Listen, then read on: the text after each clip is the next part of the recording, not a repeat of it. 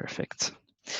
So thank you very much again for joining. I'm going to repeat it once again for those who, for the attendees that have just joined us now. We're today going to be discussing different roles of products. For those of you who've not used Zoom before, there's you've got a chat. All attendees have got a chat functionality down at the bottom, so you can obviously post your comments, thoughts, or anything over there. We do have also a Q&A function, so you should see a Q&A option where you can post your questions. Those Ashley will then see those questions, and we can have them answered by the panelists. We would appreciate if you can keep questions to the panelists in the Q&A rather than in chat, so that we can keep track of all the questions, and obviously so that you can get the answers from there. There is also the ability to raise your hand, and if you'd like them to speak up, you can raise your hand, and we can hand over that. We can unmute you, but ideally we keep it to Q&As. But obviously happy to allow that to happen during the webinar, so that we can get more clarity. So it's past. As I already said, we are recording this session.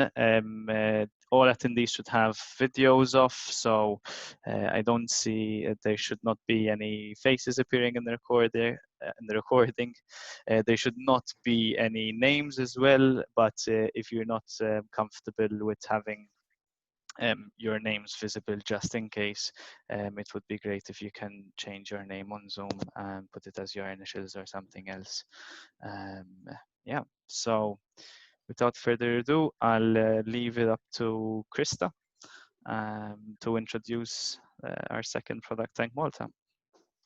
Hello everyone. So this is actually our second ProductTank Malta event, so thank you very much for joining. We usually start every ProductTank session with a bit of an intro to what ProductTank is. For those of you who haven't joined before. For those of you who have, I will keep it very short and sweet, so don't worry about it. So what is Mind the Product and the ProductTank? I'm sure you guys have probably heard, if you've been in product for a while, you've heard of the Mind the Product conferences, which happen all over the world.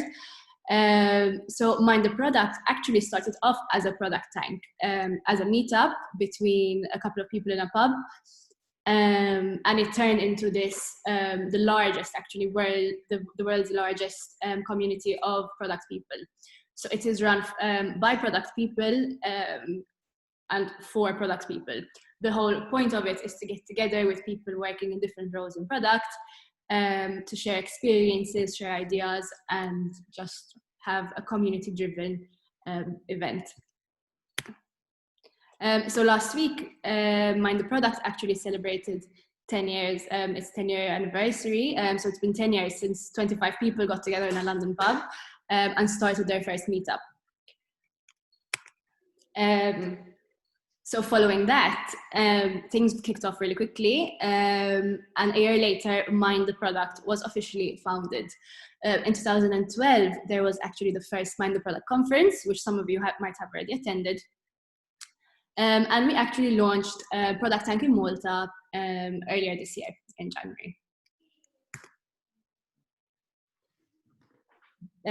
ProductTank actually happens in over 185 cities and small countries like ours. So it is something which happens worldwide. There are probably many other product tanks happening today as we speak. So it's quite a cool thing to be part of this community, which is all over the world. Also, with their 10th year anniversary, Mind the Product actually launched a new form of membership. So anyone can actually join Mind the Product as a member. You probably have all joined already to register for this event. Due to the fact they actually launched this because all their conferences got cancelled due to COVID, and it is more of like a way to support the Mind the Product community, but also you get access to some very cool videos. You can actually speak to certain product people, and I believe they are also launching a community feature shortly. So you can, if you would like to support Mind the Product, you can actually join and become a prioritized member for $25 a month. And I believe you will also get special prices on future Mind the Product conferences as well. In terms of the ProductTank Malta, you've already met Luke. He, myself, and Ashley, who will be actually leading the panel discussion today, launched the ProductTank together earlier this year, as I mentioned already. Even though we're the organizers, though, we try to keep this very community driven. So if you have any feedback, any questions, anything you would like to suggest for next events, we're always looking for people to help contribute and feature in panels like we're doing today. So if you're interested, feel free to get in touch with any one of us, and we can definitely do something for the next ProductTank we have. So as you all know, today we will be having a panel discussion. We will mainly be discussing the different roles in product management. The discussion will be led by Ashley, and we have 3 people in the panel: Carl, Matthias, and Neville. I will let them all introduce themselves. Carl, would you like to start? Sure. First of all, thank you for having me. It's a pleasure. Basically, I've been at Gig around 4 years now. Started as a product owner, and later on, around 8 to 9 months ago, I moved into UX research. Prior to that, I had always a passion for product, so I've worked in other product ownership roles. I worked in quality assurance as well. Product and user always in mind. Apart from that, outside of work, I love photography, so I just go out in nature to let go of everything and take everything in, basically what I see, and become mindful of what's around us. And also I love guitar, and that's pretty much it. I mean, pretty much, yeah. Thank you, Carl. Matt, do you want to go next? Sure. Like Carl said, thanks a lot for having us today. So I've been a product manager now for about 3 years, but it's not how I started off. I actually started off as an engineer at KPMG Crimson Wing, and then went into iGaming at Tipico, like probably many people working here and listening in today. A couple of years ago, then I moved to Berlin and worked at a startup, first of all, a small one, like 15 people in the ad tech space, still as an engineer. And after that is the first time I actually moved to product, which was then at a venture capital firm. So I used to go out to lots of startups, see how they work, and consult and be part of their product teams. And then about 8 months ago is when I actually moved to Barcelona and started working at Typeform. And there I'm the product manager for the results team. It's a small team of 4 engineers, a team lead, a designer. And yeah, so far, so good over there. Thank you. Neville?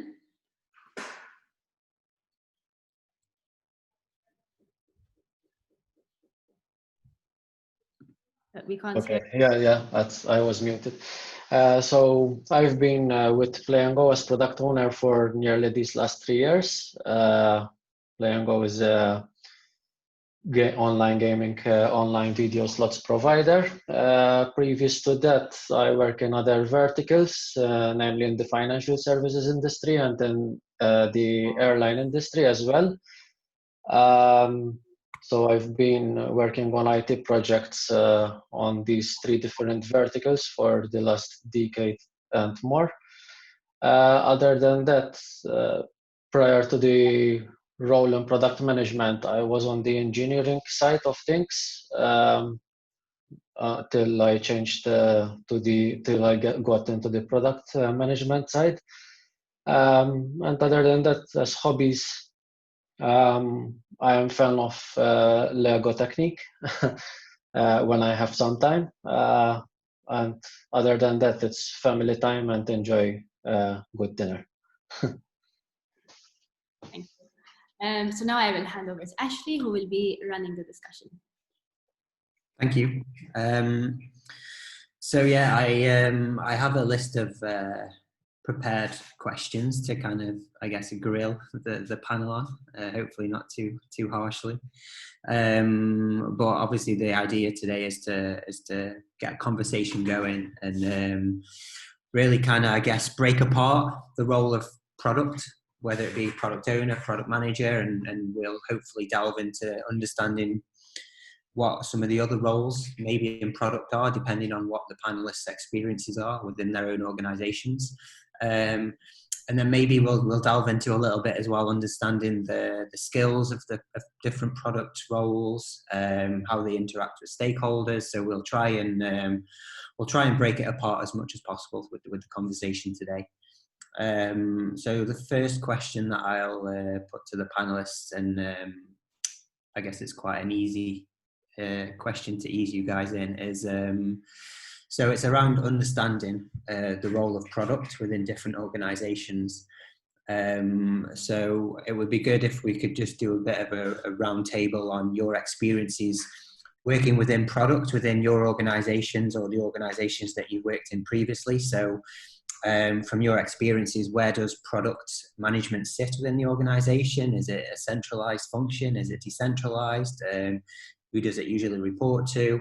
So it'd be good to just kind of get your insights around that. So I'll just go through the order that's on my Zoom. So Neville, do you want to go first? Yeah, definitely, sure.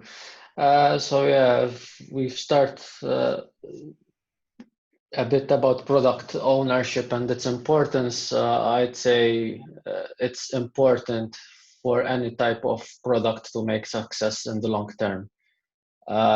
So if, as we all know, the ultimate goal is that of maximizing the value of the product and delivering a successful product out there in the market. So definitely the importance of product management is without any doubt.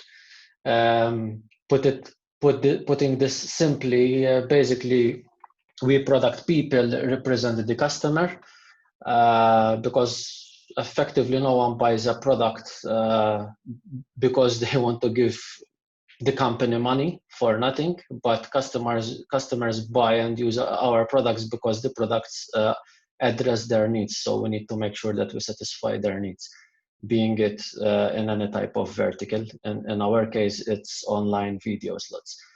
So we want to make sure that we reach the players' expectations from the entertainment aspect.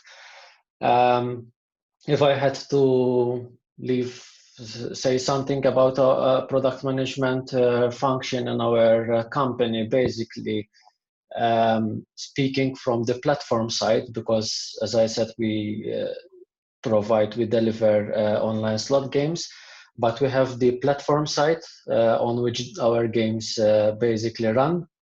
And that function is rather central one with 4 product owners, each product owner managing different parts of the platform, on top of which our games basically run. Then we have a head of platform, which obviously the main remit is to sync the vision and the line across the different platform product owners.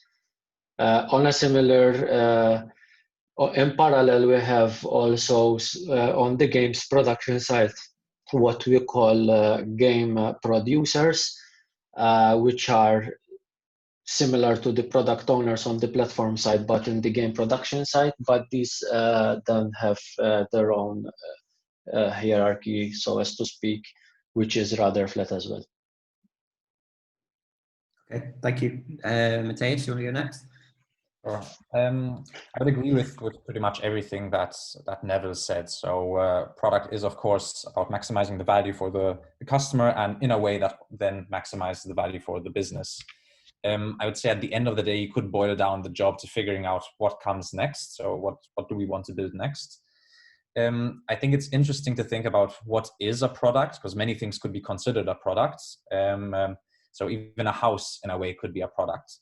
That being said, I think the modern idea of product management, it really flourishes in environments where there's a high degree of uncertainty and a low cost of failure. So product management really works well with digital products because it can be fast, and if you do something wrong, it's quick to recoup those costs. There aren't many risks there, but since there are many new business models being tried out in this space, that's where you really need product management and these ideas and concepts of, fail fast, try new things out, constantly speak to the customer. Whereas if you have a product like a house, and it doesn't need to be any better than any other house. You've built one, you can just copy paste the idea kind of. So that's kind of where I think modern product management fits in.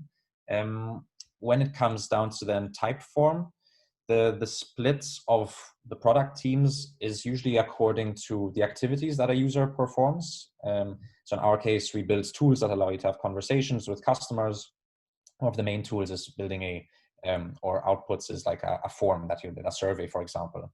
So we have one team taking care of how to build the survey, one team taking care of the part of the product that allows you to share it and embed it in different formats, how to integrate it with other products, and then in my case, the results section, for example. So what do you do with the responses that you receive and how do you process those? Apart from that, so we have about 8 of those product teams.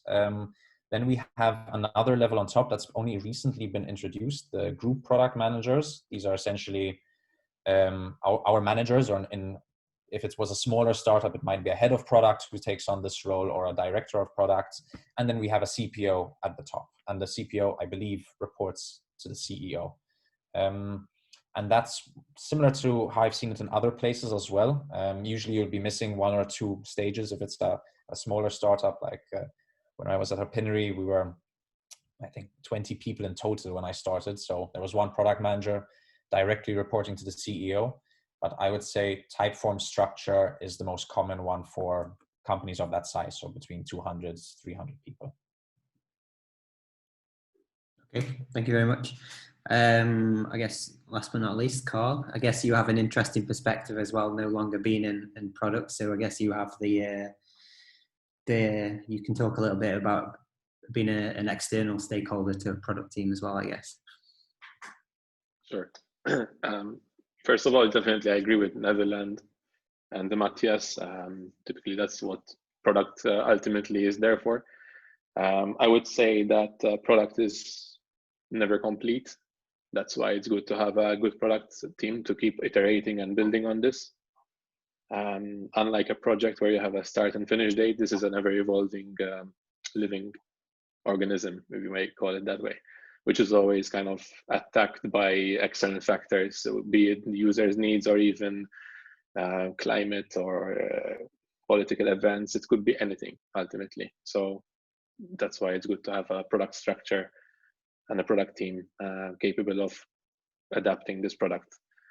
In terms of our organization, if I just quickly touch on it, we have mainly 2 business areas, 2 business verticals, which are the media side and the platform side. They share similar setup, although in media, product owner would own multiple units, which are affiliate sites essentially, which would they then report to the head of product. I believe there's 5 product owners there, and in platform, it's more functionality component driven. So you would have product owners on the bonus part of the platform, on the user permissions, or yeah, it's pretty much that structure, which report to product manager, and then in turn there's a head of product now as well, overseeing the entire high level structure of it. From my perspective, being kind of been in product and now outside more as a stakeholder to product, I feel that UX research is something that in Malta is still picking up. There's a lot of confusion around it because typically when someone talks about UX, you typically have jack of all trades, where you have the UX guy who does design, and the same guy doing also some research. This new kind of team is there to reach out to our end user a bit more, look into the behaviors and friction points, and kind of feed this data to the product team. So although I'm out of the product team technically, I think that we need to work hand in hand to make a product successful. So I don't see myself as an outsider, rather than an extension of the product team. Yeah, that's really good. So do you guys have any thoughts or opinions around a product team being centralized or decentralized? So what I mean by that is, you feel that it works a lot better if a product team is maybe part of a single unit? Like I know a lot of people now have the CPO role, and a lot of the product owners are a team and they report into a CPO, but then a lot of companies still have that product ownership role reporting into that business unit. So a product owner for marketing, for example, will still maybe report into a marketing officer, or I don't know, a product owner who might specialize in finance, for example, might report into the CFO. Do you guys have any insights or any experiences around working in different kind of reporting lines in product? If I can start about this from my experience in Play and Go, the fact that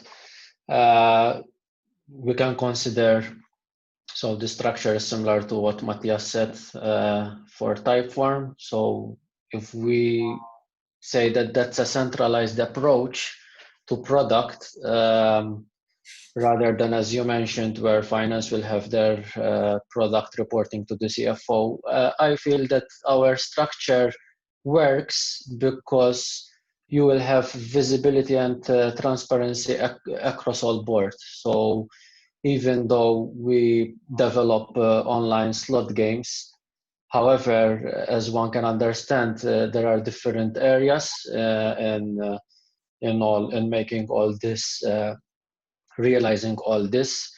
There is the marketing aspect, the design aspect, the platform aspect on which we then provide other features like promotional features, the front-end engine, the core game server, which is the part that falls under my remit.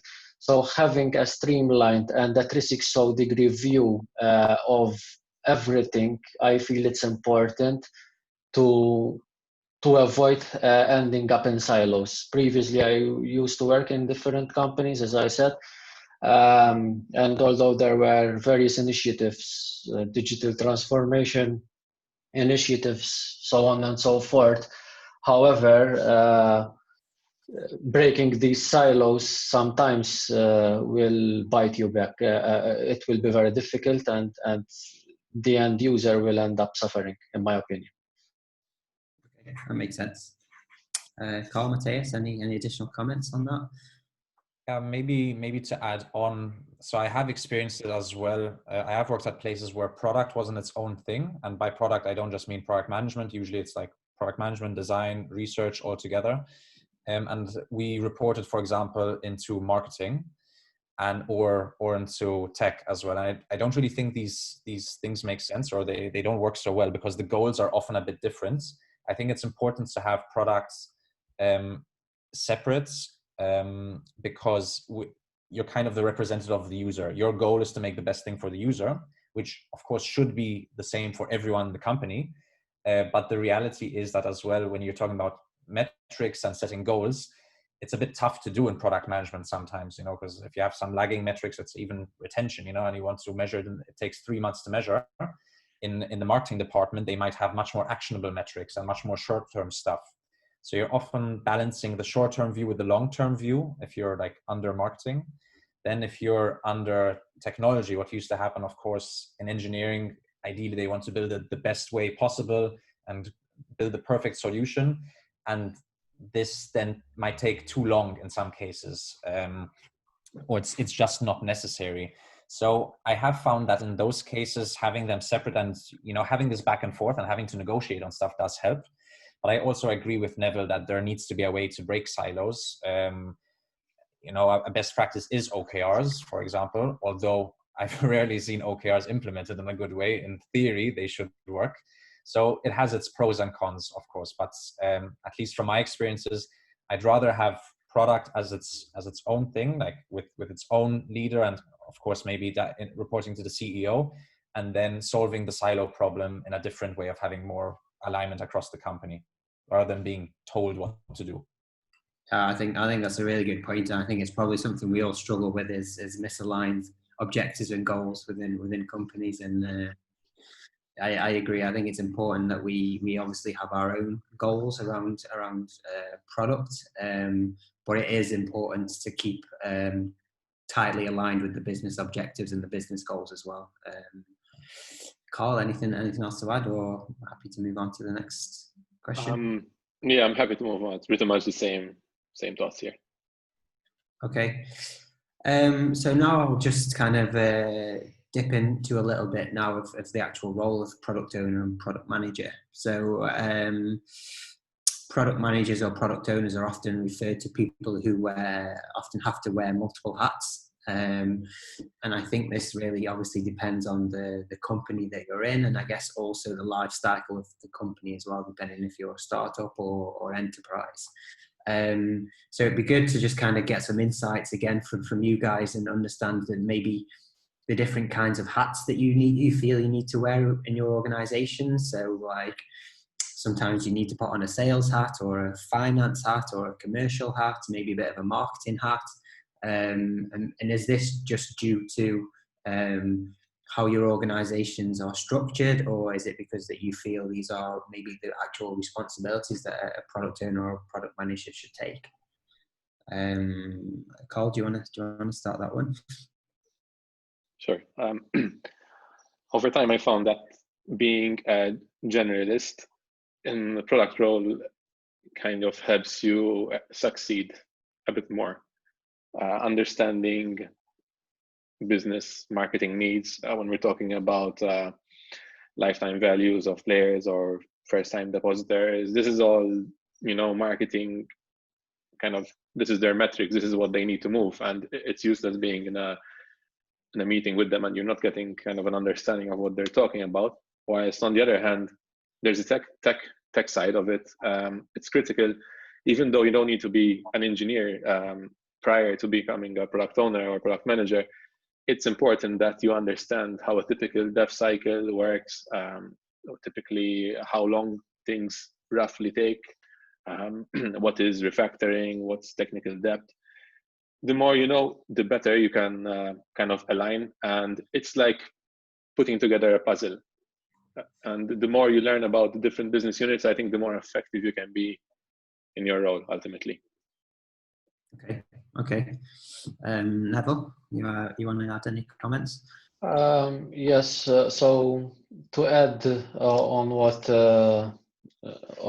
Carl was saying, usually you have to face, obviously not usually, it's the norm, different stakeholders from different parts of the company. So if we had to speak, in fact, the skill set for a good product owner usually goes on 3 pillars, I tend to say, which are leadership skills, strategic and tactical skills, which cover different areas of the company, being it, if we say about leadership, it's about vision, communicating with the other stakeholders, being it customer support, marketing,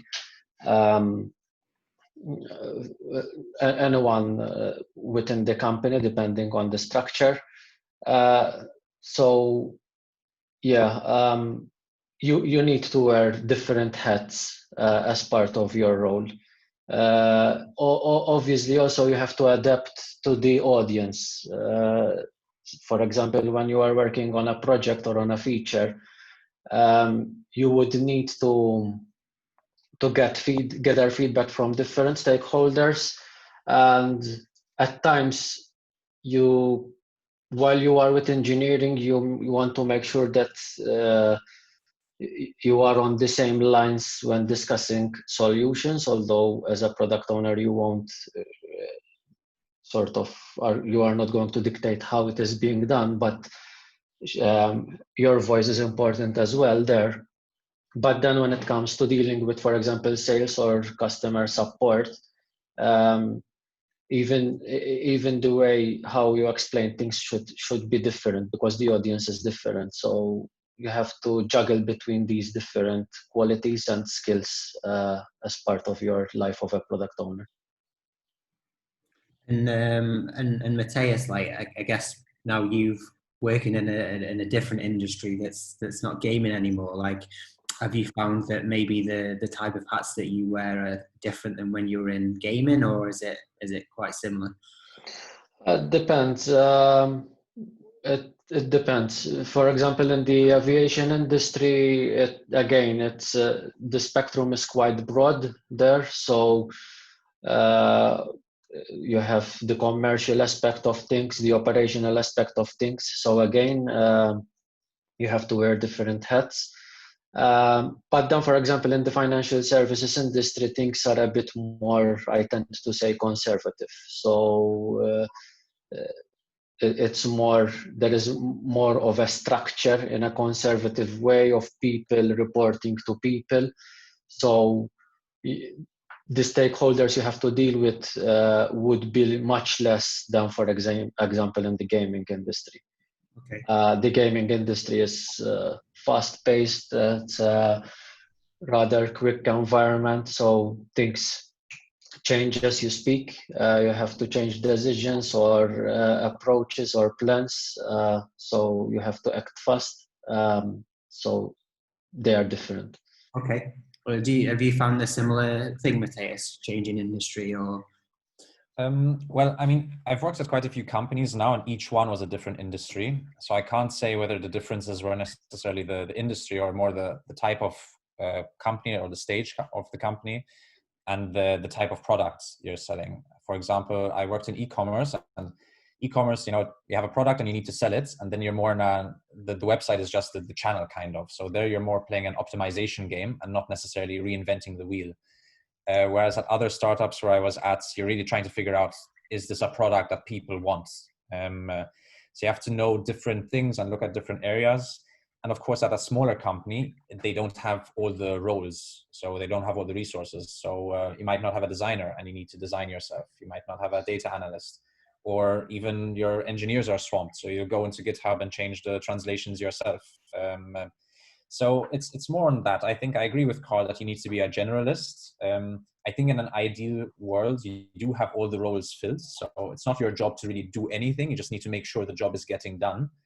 But the reality is you're always going to have to get your hands dirty somewhere.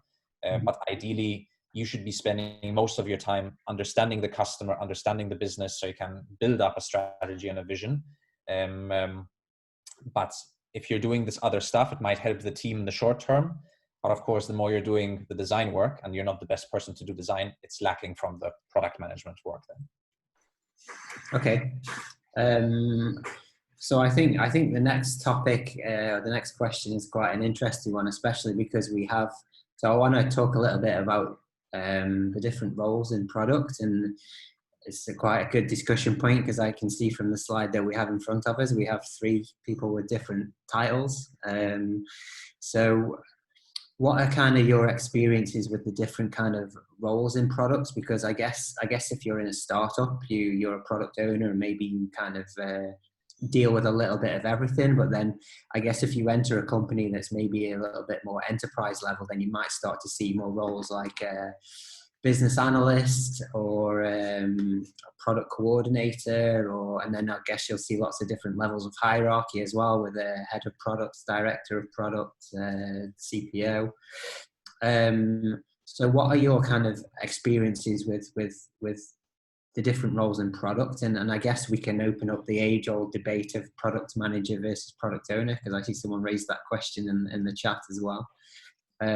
So even like, do you even think that it's important to be labeled as a product owner or a product manager? Do you think the job is the same regardless, or do you think there is that distinction between those 2 roles? Matthias, do you want to continue on? Sure. I'll start with the product manager versus product owner thing. I don't think you'll find a definition in any book, but the consensus, or the most consensus I've found, and that I agree with myself, is that a product owner is a product manager in a Scrum environment. This seems to be the most common thing. So I think you can, if you're a product owner, you are a product manager and you need to have those skills, but theoretically you could be a product manager without working in Scrum. So I really think it boils down to that. I have seen them used in different places where it's more of a political thing as well, that either manager or owner, is a different hierarchy level. But I personally don't think it's a big difference. I don't think you can be a good product owner without having product management skills. So they are essentially the same thing, in my opinion. Where other roles are concerned, I really find a designer a must-have. So I've worked in places where we didn't have a designer. Most of the places I've worked at, which was unfortunate because I'm not a great designer. I really think that is key. And even though you have, even like with a UX researcher, the product manager should understand the customer, of course. They should understand the solution part as well. They're dabbling a bit in everything. If you have to draw lines between the roles, I would say maybe UX research and the product manager are more in the problem space, and then the designer more in the solution space. But in reality, you're kind of all doing the job together, and someone is just leading and the others are participating.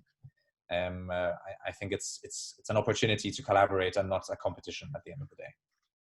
Okay. And what about your experience, Carl, when you were a product owner, I guess? What were your experiences with regards to the different roles and titles? It varied quite a bit because my first experience as a product owner was in a startup company of 30 people.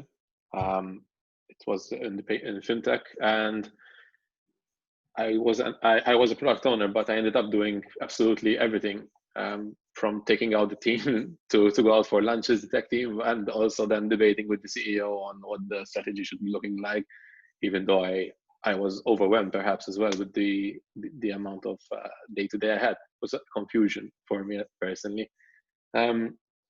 Later on, though, within Gig, I think the product owner role became more, it was a better experience for me because as a team, it was more mature. We had more definition of roles and product as well. QA, we had a designer with the team as well. That was, I agree with Matthias here, it's definitely helpful. You can just present the problem, you can discuss and iterate on the solution real time, sitting next to each other or online, whatever. It's amazing to see people collaborate together to solve problems ultimately. And obviously then as organizations scale, this is where then you have more teams, teams grow, you have more roles emerging, just to try to keep it all together, because as we mentioned before, you don't want to end up working in silos. So this is what's important at the end of the day. Regarding the difference between PO and PM, it's funny because every time someone mentions it, I laugh because there's no one definition exactly, but there's a consensus. But there's also the fact that even a PO, there are multiple levels of a PO. If you would say that there's the scribe, like a junior PO role where you're literally just pumping out requirements, but that role can evolve to a more strategic one. And this is where there's a lot of overlap between a product manager and a product owner. But ultimately, it is the context of a Scrum team. So I would agree with Matthias here as well. So you're ultimately a product manager within the Scrum framework. Yeah, I generally tend to agree with you. I mean, whenever I get asked the question, I always just explain that I think the product manager is your title, and product owner is the role that you play within a Scrum team, right? Without Scrum, the role of product owner wouldn't even exist, I guess. So I guess you don't have to be a product manager to be a product owner, I guess. So I guess you touched on something a little bit, Carl, that was interesting. Like you touched on a little bit your like how you started in product, and obviously how you started came into a startup. And I think how people get into product is always an interesting question as well, because I don't think anyone ever comes out of school wanting to be a product owner. I think it's generally something that people fall into. So it'd be good to kind of if you could give us a bit of insight on maybe how you fell into product, and then maybe like how do you rate the curve of getting into products? Like, do you think it's something that generally people can pick up in a short period of time, or do you think the learning curve to be an actual good product owner takes years and years? I assume it's for me, Ashley, right? Whoever. Okay. Anyone else? I mean, I have some opinions on it. Go for it. Okay. So, yeah, I believe the product role, the product management role, is perhaps like a steep entry.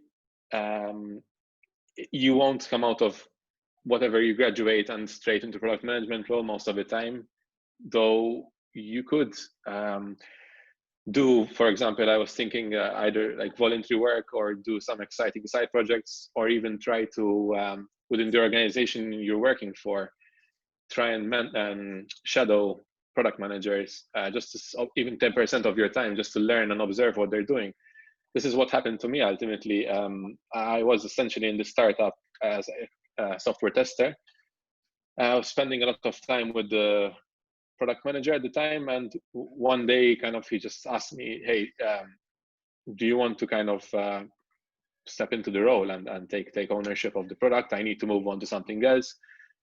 And yeah, it just happens. There's no planning it. You just fall into it, I think, at least in my experience. And the learning curve, although it's perhaps a bit steep in the beginning, if you like it, you can really take it up to new heights. There's such a career path, a career progression path from there onwards. You can look up to more senior roles, head, director, CPO, whatever. It's your life is set practically with roles and products. So I would say just keep learning. It's important. And how did you fall into product, Neville? Is it a similar story? Or? So yes, I was saying things at time sort of they just happen, but obviously I was always keen to move into this career path, because if you like, when you start enjoying that anything that is being produced, developed, there is the end customer, which he is using something that the team you are working with is producing, basically. If that gives you that satisfaction, then once you are in it, you will never turn back. And basically, if you also are that kind of person that you like challenges, and that you are not always there waiting for someone else to decide for you, but you are up to it and take the necessary decisions when necessary, and you don't shy away and you are accountable. If you have these traits as part of your characteristics, then getting into product would be something that you would work towards to achieve. And then once you are at it, as Carl said as well, initially the learning curve would be a bit difficult, a bit tough, but once you are at it, and by time you start getting trust and being respected from the different stakeholders within the company, and you see that your opinion matters, and the team is collaborating as well, and you are always moving on the values of trust at Play and Go. Anything we do it with our three main values, which are trust, quality, and energy. And so when all these things come together, then you will be very satisfied. Okay.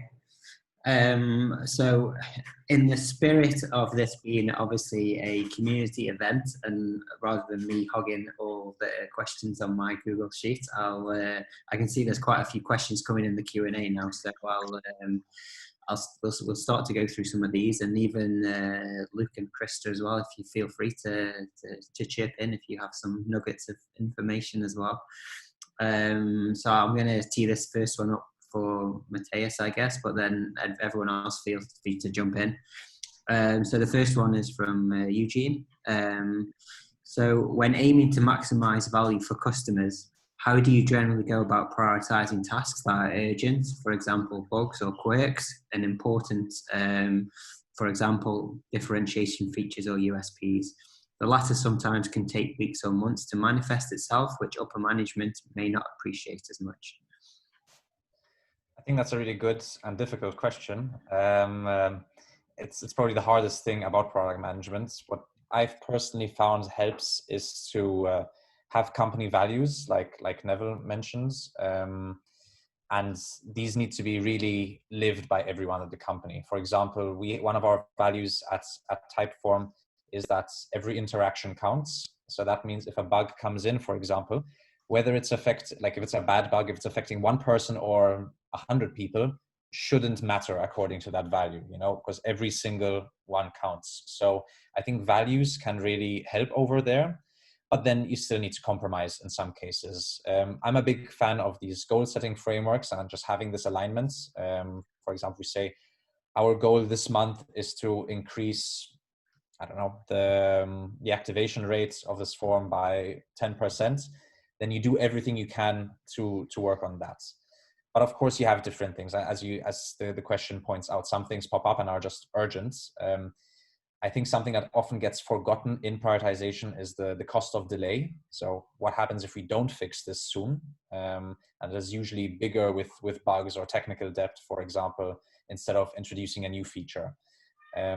Other ways to think about it, stuff that we've tried is having like a 0 bug policy, that just you fix them as soon as they come up, no matter how big they are, because if you've got this one bug and you know about it, probably there are some other hidden bugs that you don't know about. And the more you ignore this one, the more you'll be building up on bad code as well. So it's kind of in between bug and tech debt. So I have no silver bullet here, but I do feel that having alignment, having goals, alignment on those goals and values really does help. And sometimes just a policy, so you don't have to discuss everything 100 times with everyone. It's just, if we have bugs, we're going to fix them or not. And then it's case by case. So.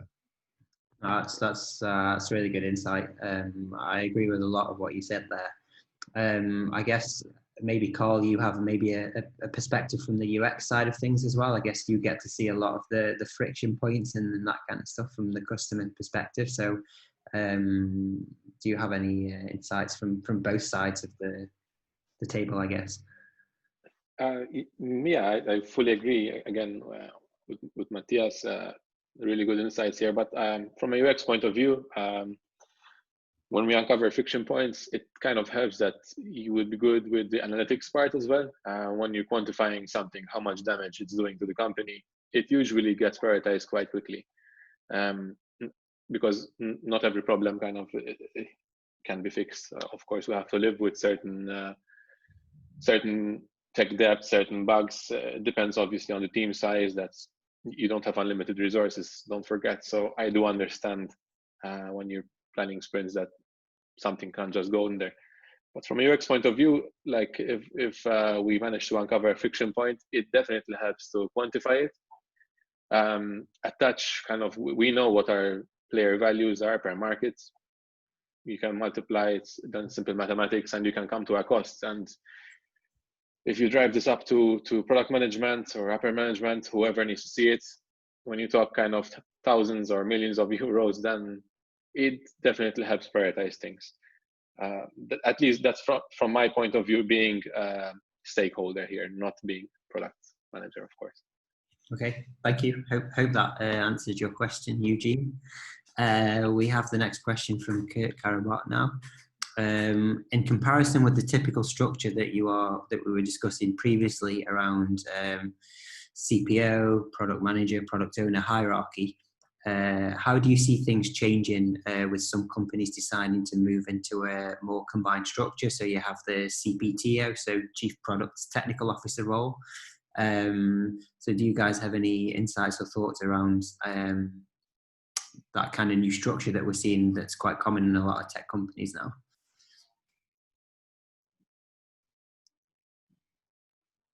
Maybe I can kick off. Maybe I've honestly never heard of it, but I have worked in the official role, but have worked in a place where product and tech are combined.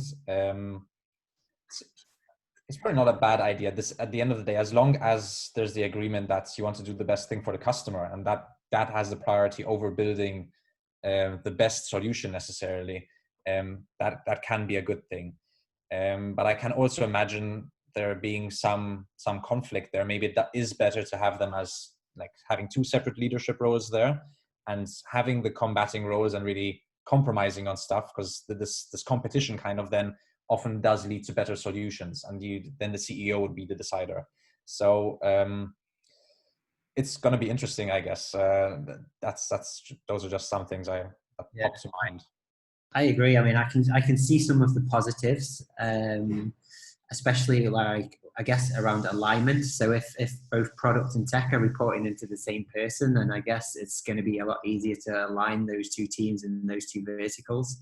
But then, yeah, I see what you're mentioning on the flip side there as well, is that I guess without clear objectives, then how do you, how would someone go about balancing new product features with technical debt, for example, if you're the owner of both? Maybe it's better, I don't know. But at Hotjar we have we have this structure. We have like a VP of product and engineering rather than a CPTO. We have the term VP instead. Definitely, like, and it's a fairly recent role, so it's been a year now since he joined. Definitely drives alignment and brings in more like the mentality, the product mentality across the whole organization. So like, think small, small steps, MVP, and then like we release. So experiment quickly, learn as quickly as possible, and then release in full quality. Although as we grow even more, I can definitely see the roles sort of splitting in future, where you need more focus on more focused strategy on each of the areas. So that's what I've observed. All right, thank you. In our case, if I had to add something, as I said, engineering and product are separate. So product has the head of platform and engineering has the head of engineering. I feel we are working good. We are in synchrony. So as long as there is alignment, and we try to balance prioritization between different aspects, as you said. So obviously everything has to align with the main company goals and vision. But then obviously you need to balance out work as it goes along. So being technical improvements, etc. Also for the benefit of the end customer ultimately. As long as there is that alignment, it's fine. We are working fine, in my opinion. Having them combined, honestly, I don't know, because I've never experienced that. Yeah, I think like Luke said, it's a relatively new role in companies, and I guess even finding people with those two kind of skill sets is might be quite difficult as well. And I mean, I guess the overall business advantage would be cost as well, right? If you can get one person to fill those two expensive roles in a company. It's true, but it can bite you back as well, because you would be saving one person's salary, but having different minds, brains focused on their main area, on their main domain, being it engineering and product, has also its advantages, because different ideas, different people. So trying to combine everything in one person, for me, it's like you are limiting the creativity as well. Okay. Hope that answers the question for Kurt. So the next question is from Ina. Hope I'm pronouncing that correctly. Following on from the question around should product be its own vertical or part of the business, you guys seem to adamant that it should be its own, since product managers act as the voice of the customer. What if the customer is the business function? So for example, a product manager that supports payments or risk or finance functions or non-customer facing products. So yeah, that's a good question. So what do we do in the case that a product manager is a product for an internal facing product? Who wants to take that one? I can take this one from the previous experience, obviously, but although being an internal function, still you need to consider it that function as a client. So the difference here is it's an internal client rather than versus an external client. So ultimately, you need to meet the satisfactions of that client, irrespective of the end product you are producing, being it to be consumed externally or internally. So that's how I see it. Okay, I think you have some experience in this area, Luke, as well. Yes, and I tend to agree with what Neville said. I think like treating your audience as your customers is key. The only thing I'll add is you have to be careful when you're dealing with internal teams. One, make sure you really are only dealing with internal teams. You might think, so for example, let's take payments, for example. Sure, definitely the finance team is involved there, and anyone who's processing payments, those are your customers. But anything going wrong in payments is also going to affect your external customers as well. So just be a bit mindful of that. And why do I mention it? I mention it because let's say you have a product that is that has hundreds, thousands of users, and you're competing for what is the next best thing to add to your product. Things that affect 1,000 customers generally add up when you're doing your cost benefit analysis, and you get a lot of value by fixing those or improving those. Versus fixing something that someone internally, say a finance officer internally, can maybe do in a manual way until that thing is fixed or introduced. So like when you weigh these things together and you compare them together, you're gonna find that actually it's better to look at the really external customers that might be like a bit further away than they might seem, than you think. Obviously the difficult part of that is generally when you have your customers are internal, they're generally very noisy people, in the sense that they're going to be asking you a lot and they're going to be bothering you a lot. So like learning how to say no when you're in the circumstances, I think, are really, really important. You have to go more disciplined, basically, exactly. as they will take over. Exactly. Yeah, I think saying no is probably one of the most important skills for a product person to have. But I guess, internally it's amplified a little bit, because I guess if you're trapped in the same building as them as well, it's more difficult to get away from them. I'm just a bit dubious of time now, because we only have 1 minute left. So if everyone's happy, maybe we just quick fire and try and get through the rest of the remaining questions. So the next one is from Leon. So I'm interested to understand what the involvement of the panelist is between the external, so customer, third parties, and internal, for example, engineering team functions of their organization. As per the SAFE framework, do you see a product manager as mainly serving an external function, customer, P&L, sales, marketing, etc., and a product owner mainly serving internal functions dealing with UX, engineering, designs, etc.? Do you see value in splitting these roles, or do you see more value in having that role that deals with both externally and internal functions? Matthias, you want to pick that one up? Maybe quickly on this. I think we touched on it already. Like, what's the difference between a product owner, a product manager? I really think that this is one role. So one person should be speaking to customers, understanding them, and then transporting that understanding to the team. I don't think you can do a good job with the team if you don't have this overview. And then if it's just too much to handle, you should move more towards smaller autonomous teams, so that the workload isn't as big, and just cutting the product in a way that it's manageable. But I personally think it's counterproductive to split these roles.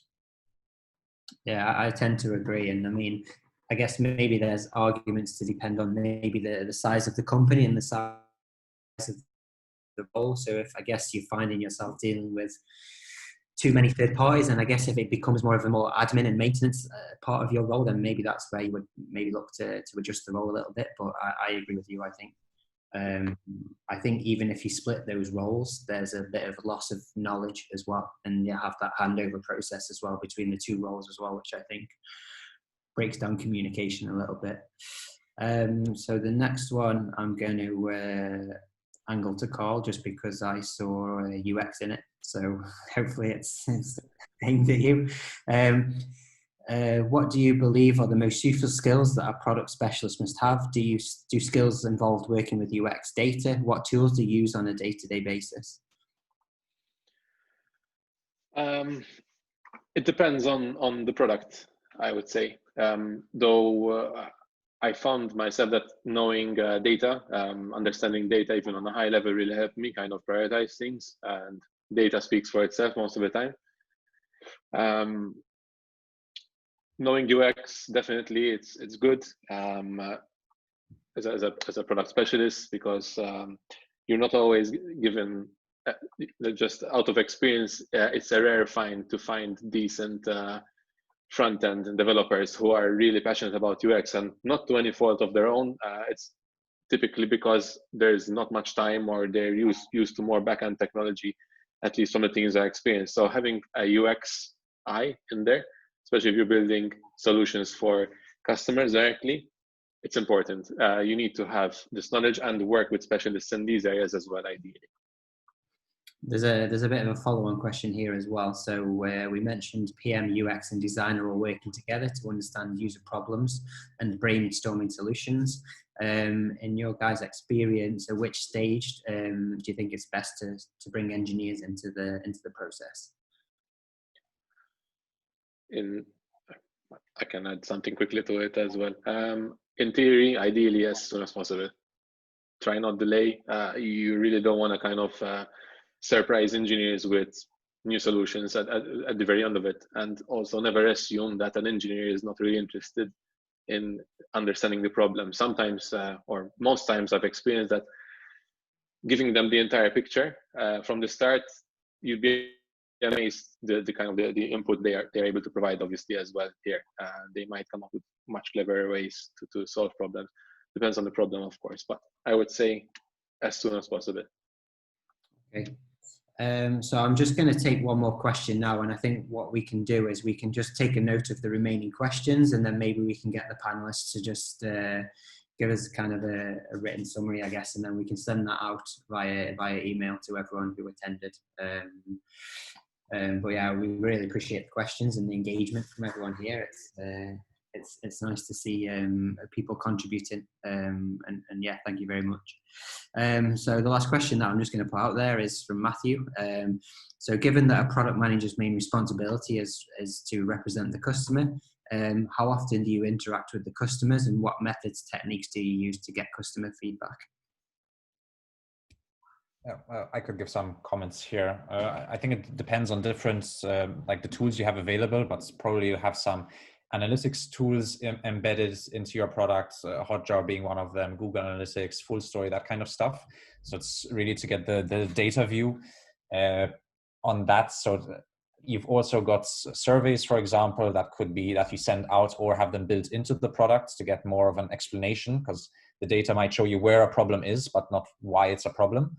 And usually that's not enough either. Ideally, you do actually go and talk to customers on a regular basis. And then you'll have, if you read in books, like in an ideal world, you'll speak to them once a week, you'll be speaking to customers. I've never worked somewhere where that was realistic or even necessary, because in other parts of our process, we're just so slow. For example, if we learn that these are the top 5 customer problems today, and it takes us, 2 months to fix the first one, in between, probably not that much will change.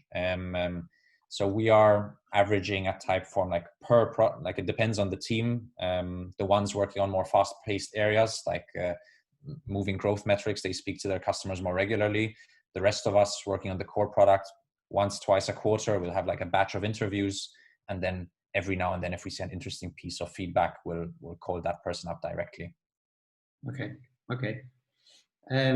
So we have 4 questions left. So I'll ask you guys on the panel, because you're giving up your time. Are you happy to just fire out these last 4 questions, or? Yeah, we can go. Yeah. Okay. So we have the next question is from Kurt again. So what level of domain knowledge do you feel a product owner should have? So if you're building an e-commerce site, very good knowledge of internet application development, managing and scaling e-commerce platforms, etc. If you're building an analytics platform, then you should have good understanding of data analytics. If you're building games, good knowledge of design.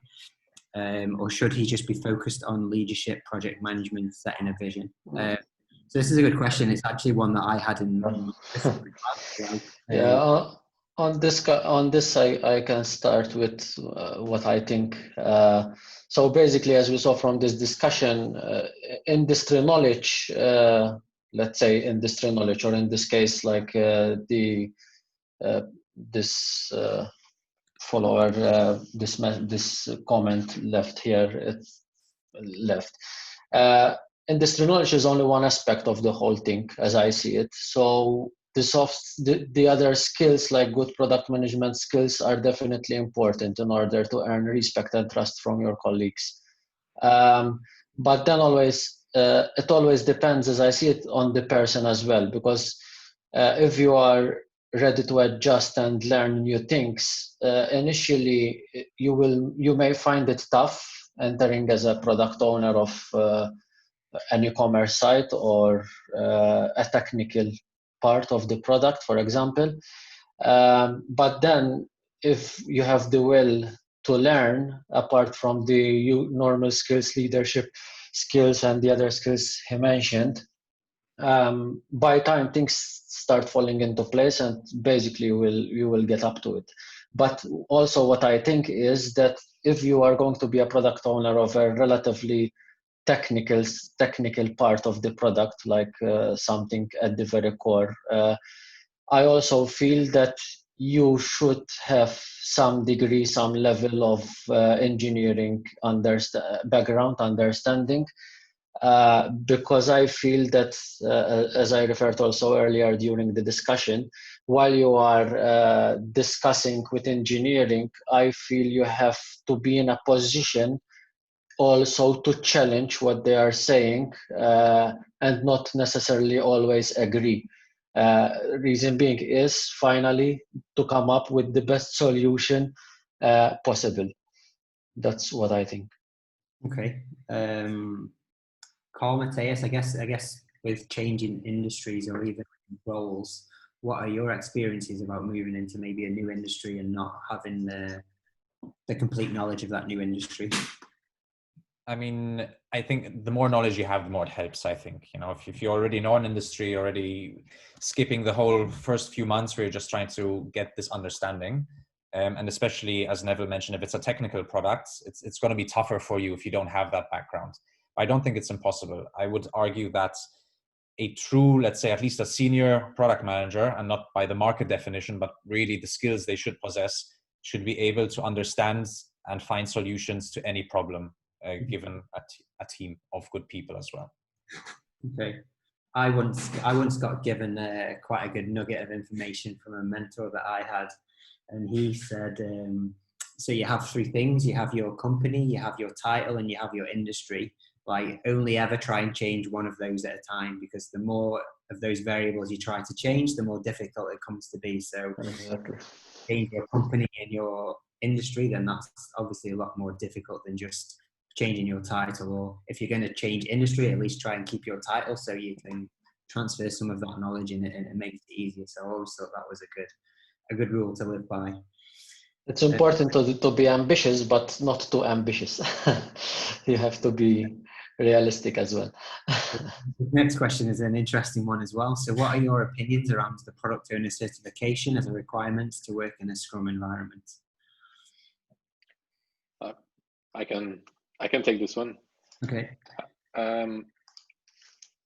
I learned product ownership from talking to people and online, looking up, reading a lot. I didn't think I'd get any value from doing certification, though at one point I got offered to do the CSPO. It was just a 2-day course. I did it. I can say that I feel positive that I did it, not necessarily because it kind of gave me a salary rise, or this is not exactly it, but I believe it did help me understand the core concepts of Scrum in this case. where I had some misconceptions about it, literally from the start. So it was funny. The first exercise that the mentor gave us, I got half the answers wrong.